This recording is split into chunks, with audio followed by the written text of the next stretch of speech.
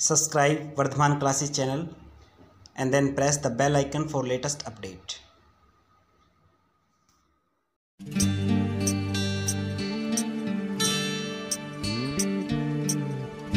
नमस्कार, वर्धमान क्लासेस में आपका हार्दिक स्वागत है। आज हम एक मोस्ट इम्पोर्टेंट टॉपिक करने जा रहे हैं जो है कोरोना वायरस के ऊपर, यानी पूरी कोरोना वायरस की हिस्ट्री हम पढ़ेंगे। कोरोना वायरस का पहला केस कहाँ पे मिला था उसके बारे में आज का ये लेक्चर है। जिन बच्चों ने हरियाणा बोर्ड के द्वारा आयोजित की जाने वाली ऑनलाइन प्रतियोगिता कोविड 2019 के बारे में फॉर्म अप्लाई कर रखा है, और वैसे भी आज भी उसका लिंक एक्टिवेट है, तो आज भी आप उसको अप्लाई कर सकते हैं। जिन्होंने अप्लाई कर रखा है उनके लिए एक बहुत अच्छा चांस है कंप्यूटर और टैबलेट जीतने का।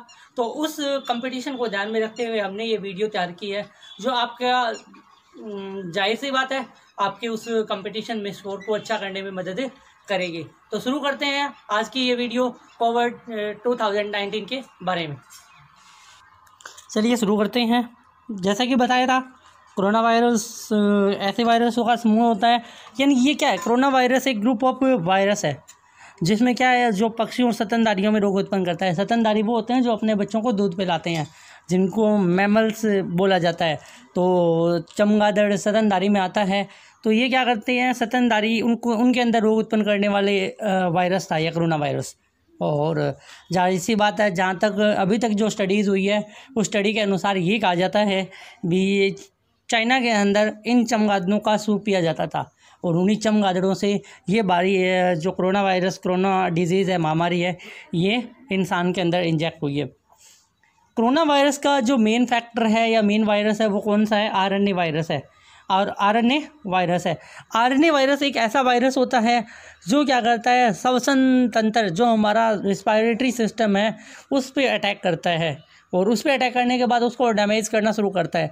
जैसे इसके संक्रमण की वजह से, यानी श्वसन संक्रमण की वजह से अब तक बहुत सारे रोग जिनके लिए ये कोरोना वायरस की फैमिली से ही थे, लेकिन इनका ग्रुप अलग था। सोर्स है रेबीज है, जुकाम, पोलियो, खसरा, कोरोना, इबोला, ये सारे रोग श्वसन से संबंधित रोग है। तो ये सारे क्या है, आरएनए वायरस यानी कोरोना से संबंधित है।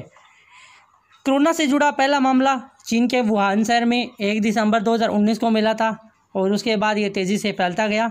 जब इसके पीछे की वजह जाननी चाहिए तो चीन के वुहान शहर के अंदर सबसे बड़ी समुद्री जो जानवर है उनकी सी फूड मार्केट है। समुद्री जानवर का मतलब वहाँ पे जितने भी जानवर हैं उनको या तो जीवित या मरा हुआ बेचा जाता है, उनका मांस। क्योंकि चाइना बड़ी कंट्री होने के कारण क्या है, मोस्टली मांस के ऊपर डिपेंड रहता है। और चाइना का जो वुहान शहर की मार्केट है वो सबसे बड़ी मीट मार्केट थी। तो उस मीट मार्केट में ही सबसे पहला जो पेशेंट था वो पाया गया था। तो उन्हीं की वजह से कोरोना से जुड़ी जो पहली मौत हुई थी वो चाइना के अंदर ही हुई थी। और कोरोना से जुड़ी पहली मौत की हुई थी 9 जनवरी 2020 को इससे जुड़ी पहली मौत हुई थी। और कोरोना से जुड़ी पहली मौत चाइना के अंदर 9 जनवरी 2020 को हुई थी। WHO ने, जैसे ही चाइना ने WHO को ये जानकारी सौंपी हुई ऐसे एक जो डिजीज़ है वो काफ़ी फैल चुकी है, तो उसके बाद WHO ने क्या किया था, 23 जनवरी 2020 को इमरजेंसी, जो हेल्थ इमरजेंसी है यानी स्वास्थ्य आपातकाल घोषित कर दिया था। उसी के बाद 30 जनवरी 2020 को WHO ने इसे वैश्विक महामारी पैंडेमिक घोषित कर दिया था। और WHO ने 11 फरवरी 2020 को इस महामारी को कोविड-19 का नाम दिया था, COVID, कोविड-19 नाम दिया था। तो जैसे हम WHO का बात कर रहे हैं, इसमें WHO वर्ड 2-3 बार आ चुका है। तो WHO क्या है, WHO है वर्ल्ड हेल्थ ऑर्गेनाइजेशन, विश्व स्वास्थ्य संगठन। ये एक संस्था, ऐसी संस्था है जो क्या करती है, पूरे वर्ल्ड में हेल्थ से जो रिलेटेड, यानी किसी भी देश में कोई भी एक महामारी तीव्र रूप धारण कर लेती है, चाहे वो वैश्विक महामारी हो, चाहे वो किसी देश के अंदर रहने वाली एपिडेमिक हो, चाहे वो पैंडेमिक हो, उन दोनों के बारे में क्या करती है, उन सभी चीज़ों के बारे में कि जो भी बीमारियां फैलती है उन सभी के ऊपर वो नज़र रखती है। और किस देश को कोई सहायता प्रदान करनी है या किसी इमरजेंसी घोषित करनी है तो हेल्थ से रिलेटेड, तो वो WHO क्या करता है, ये काम करता है। और WHO ने कोरोना को क्या किया था, 30 जनवरी को एक पैंडेमिक घोषित किया था। दो टर्म्स होती है, एक होती है पैंडेमिक और एक होती है एनेडमिक। पैनेडमिक और एनेडमिक दोनों में डिफरेंस क्या है? पैनेडमिक तो वो होता है जो एक कोई भी ऐसी डिजीज़ जो पूरे ह्यूमन में, पूरे वर्ल्ड में फैल जाए, एक पर्टिकुलर एरिया में ना होकर, या एक पर्टिकुलर जो सोसाइटी है या समुदाय है उसमें ना होकर पूरे विश्व में ये फैल जाए। तो कोरोना वायरस को हम देख रहे हैं लगभग ये मोस्टली वर्ल्ड की जितनी भी कंट्रीज हैं उन सभी कंट्रियों में फैल चुका है। तो इसीलिए इसको क्या है, पैनेडमिक घोषित किया गया है, महामारी घोषित किया गया है। जबकि एनेडमिक का अर्थ होता है किसी भी देश के एक पर्टिकुलर भूभाग पे या किसी भी एक देश के अंदर रहने वाली जो बीमारी होती है उसको एनेडमिक बोला जाता है। या तो वो उस समुदाय से रिलेटेड हो सकती है या उस देश से रिलेटेड हो सकती है। और WHO के अध्यक्ष थे डॉक्टर टेड्रोस, और इसका जो हेडक्वार्टर है WHO का वो कहाँ पे है, जेनेवा के अंदर है। 20 मार्च 2020 तक यानी 20 मार्च 2020 तक लगभग वर्ल्ड के 160 देशों में कोरोना वायरस की पुष्टि हो चुके थे, यानी इससे जुड़े हुए जो मामले थे वो मामले मिल चुके थे। अब कोरोना वायरस का जो संक्रमण होता है, इन्फेक्शन होता है, उसकी भी 4 अलग अलग कैटेगरीज टाइप की गई है। 4 कैटेगरीज कौन कौन सी है वो 4 कैटेगरी देखते हैं। पहली कैटेगरी है, पहली श्रेणी जिसमें कोई भी लक्षण नहीं होता, यानी कोरोना की 4 कैटेगरी है। पहले कैटेगरी में तो नॉर्मल कोई भी लक्षण नहीं दिखाई देता, यानी काफ़ी जैसे अब तक की स्टडी से लगभग 14 to 4 डेज़ के बाद उनके लक्षण दिखाई देने लगते हैं। दूसरी जो श्रेणी है, दूसरी कैटेगरी में क्या है, जो हमारी श्वास नली होती है उसके इस हिस्से में इन्फेक्शन शुरू होता है। और तीसरी श्रेणी यानी 3rd कैटेगरी में क्या होता है, जैसे तीसरी श्रेणी में निमोनिया है, निमोनिया के लक्षण होते हैं। निमोनिया यानी जो क्या होता है, एक ठंड लगने से जैसी बीमारी होती है जिसमें खांसी, बुखार, ठंड, जुकाम, सांस फूलना आदि लक्षण होते हैं। और ये क्या है, लक्षण एक मामूली रूप से होते हैं, यानी नॉर्मल से ये लक्षण दिखाई दिए जाते हैं। ये नहीं है कि ये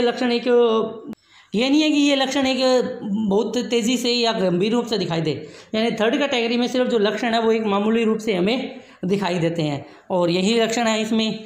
जैसे 1st कैटेगरी में तो नॉर्मल लक्षण रहते हैं, बिल्कुल ना के बराबर। 2nd में थोड़े बहुत निमोनिया के लक्षण देखे जाते हैं, 2nd में थोड़े लक्षण देखे जाते हैं, 1st में लक्षण नहीं होते हैं। और 3rd में ये जैसे सर दर्द है, खांसी है, मांसपेशियों का दर्द है, सांस लेने में परेशानी है।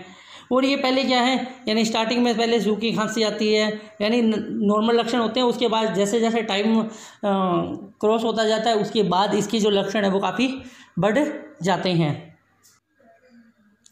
4थी कैटेगरी में वो है जो निमोनिया के लक्षण थे, जैसे ठंड लगना, सांस फूलना, दमा या जितने भी इसके जो सिम्टम्स हैं, चाहे बुखार का होना, चाहे मांसपेशियों में दर्द होना, वो सभी काफ़ी गंभीर रूप से दिखाई देने लगते हैं। गंभीर रूप से मतलब एक अब इस कंडीशन में यानी 4th स्टेज में इंसान को ये लगने लगता है भी हाँ अब मैं सीरियस हूँ, अब मैं बीमार हूँ। पहले 2 या 3 स्टेज है उसमें इतना असर नहीं दिखता, जिसमें हम ये लिखते हैं भी ये टाइम के साथ हो सकता है नॉर्मल थोड़ा बहुत बुखार हो। लेकिन जैसे ही 4th कैटेगरी में आते हैं तो लगने लगता है भी हम नॉर्मल बीमार नहीं हैं, हमें अभी डॉक्टर के ट्रीटमेंट की आवश्यकता है। कोरोना बहुत देर होगी, काफ़ी यानी बहुत टाइम हो गया हम कोरोना करते। कोरोना का नाम ये कोरोना रखा क्यों गया? जब इलेक्ट्रॉन सूक्ष्मदर्शी से कोरोना को देखा गया था तो कोरोना के ऊपर छोटे छोटे मुकुट दिखाई दिए थे, यानी ये क्या दिखाई दिए थे, छोटे छोटे मुकुट दिखाई दिए थे। और यहाँ पे लतीनी भाषा आनी चाहिए।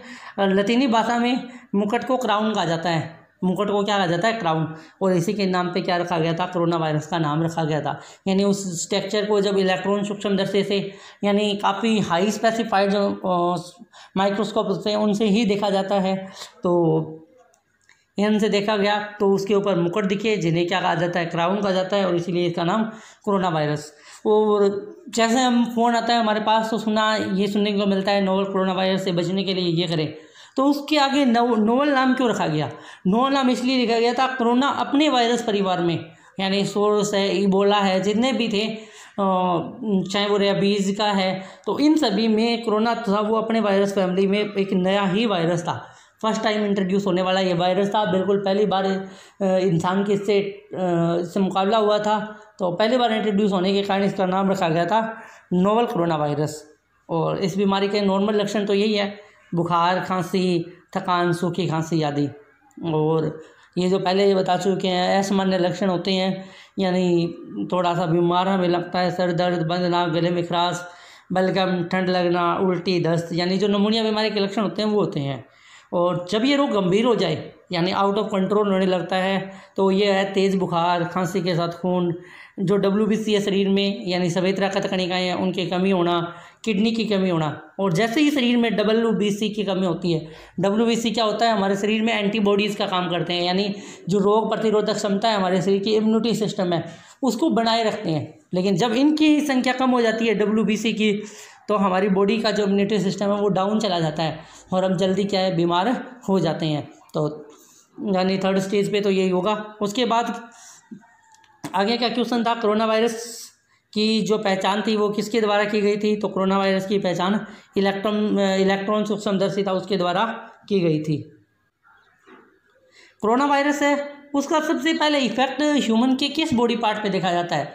तो कोरोना वायरस और उसकी जुड़ी से उस ग्रुप से जुड़ी जितने भी वायरस हैं उन सभी के वायरस का जो इफेक्ट है वो हमारे रिस्पायरेटरी सिस्टम, श्वसन तंत्र पे देखा जाता है।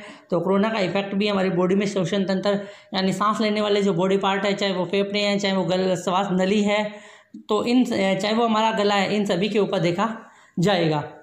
कोरोना वायरस बीमारी के लिए यानी जो ये बीमारी है इसके लिए 2 वायरस जो है वो मुख्य रूप से जिम्मेदार है, एक तो है सार्स और एक है मार्स। सार्स का फुल फॉर्म क्या है? सर्वर एक्यूट रिस्पायरेटरी सिंड्रोम, यानी हमारे श्वसन से जुड़ा ये एक रोग है जो क्या करता है श्वसन सिस्टम को, यानी ये दोनों ही। दूसरा है मिडल ईस्ट यानी मध्य जो है भाग से आया हुआ श्वसन से संबंधित एक रोग है। तो मार्स कोव और सार्स कोव 2 ये दोनों वायरस है वो क्या है इसके लिए जिम्मेवार है। उसके बाद क्या क्या सावधानियां उठाएं हम ताकि हम कोरोना वायरस से बच सकें? कोरोना वायरस से बचने के लिए और इसके जो इन्फेक्शन है इससे बचने के लिए हम बहुत कुछ कर सकते हैं। जैसे बार बार यदि हम कहीं पे भी बाहर जाके आएँ तो बार बार अपने हाथ साबुन से धोएं, पानी से धोते रहें या सैनिटाइज करते रहें। जब भी खांसते हैं, खांसते हैं या छींकते हैं तो या तो हमारा जो नाक और मुंह है वो ढका होना चाहिए या हमें टिश्यू पेपर का इस्तेमाल करना चाहिए। और उसके बाद जब एक बार इस्तेमाल कर ले टिश्यू पेपर तो इस टिश्यू पेपर को फेंक देना चाहिए। घर में बने जितने भी मास्क हैं उन सभी मास्क का प्रयोग करना चाहिए। और यदि आपके पास टिश्यू पेपर नहीं है एट ए टाइम तो WHO के द्वारा एक गाइडलाइंस जारी की है जिसमें यह कहा गया है आप अपने कोहनी का भाग यानी आप अपने बाजू का भी इस्तेमाल कर सकते हैं छींकने के लिए, जिससे क्या है हम कोहनी या बाजू के उस पार्ट को बार बार किसी चीज़ से टच नहीं करते। यदि जब हम छींकते हैं तो अपने नाक के आगे हाथ लगाते हैं, उसके बाद उससे हाथ को हम आँखों को टच कर लेते हैं या बॉडी के अलग पार्ट को टच कर लेते हैं, जिससे जो संक्रमण है, इन्फेक्शन है वो फैलने का खतरा रहता है। तो इसलिए जब भी छींके तो आप अपनी बाजू का इस्तेमाल कर सकते हैं। बाजू का पर्टिकुलर पार्ट है वो बार बार किसी अंग से छूता नहीं है। उसके बाद और जब तक यदि एक बार छींका जाए तो उसके बाद दोबारा हाथ धोने तक बॉडी के किसी भी पार्ट को आँख, कान, नाक, मुंह, त्वचा इसके किसी भी भाग को छुएं नहीं। इससे क्या इन्फेक्शन फैलने का खतरा रहता है। और दूसरा, यदि आपके आसपास किसी भी बीमार पेशेंट का पता चलता है तो उस व्यक्ति से दूरी बना कर रखें और एक सोशल डिस्टेंसिंग का भी पालन करें, यानी लगभग 1.5 मीटर की दूरी है वो आपस में रखें, तभी हम क्या कर सकते हैं इस बीमारी से बच सकते हैं। और जाहिर सी बात है क्योंकि इस बीमारी की अभी तक कोई भी जो यानी वैक्सीन है वो अभी तक उपलब्ध नहीं हो पाई है, तो इसकी वजह से क्या है हमारी जो सावधानी है वो ही बचाव का तरीका है। तो उसके बाद जैसे ये पिक्चर्स हैं मैं आपको दिखा रहा हूँ, ये पिक्चर भी राष्ट्रीय स्वास्थ्य सेवा ब्रिटेन के द्वारा जारी की गई है। यानी हर कोई देश या हर कोई कंट्री WHO ने बाद में भी अलग अलग स्टेज पे बहुत सारी प्रिकॉशंस है वो जारी की है। तो स्टूडेंट्स घर में रहें, हेल्थी रहें और स्वस्थ रहें। आज का ये लेक्चर कैसा लगा हमें ज़रूर कमेंट करके बताएं। साथ में इस लेक्चर का दूसरा पार्ट भी आएगा जिसमें हम क्या करेंगे, क्वेश्चंस करेंगे कोरोना के ऊपर बेस्ट।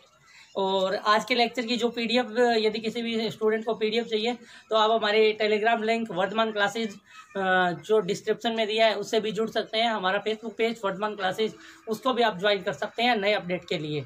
और इस चैनल को सब्सक्राइब करें और इस वीडियो को ज़्यादा से ज़्यादा शेयर करें ताकि जितने बच्चे जिन्होंने कंपटीशन में पार्टिसिपेट किया है उन्हें कंप्यूटर और लैपटॉप जीतने का मौका मिले और ज़्यादा से ज़्यादा लोग इस के बारे में जागरूक हो। धन्यवाद।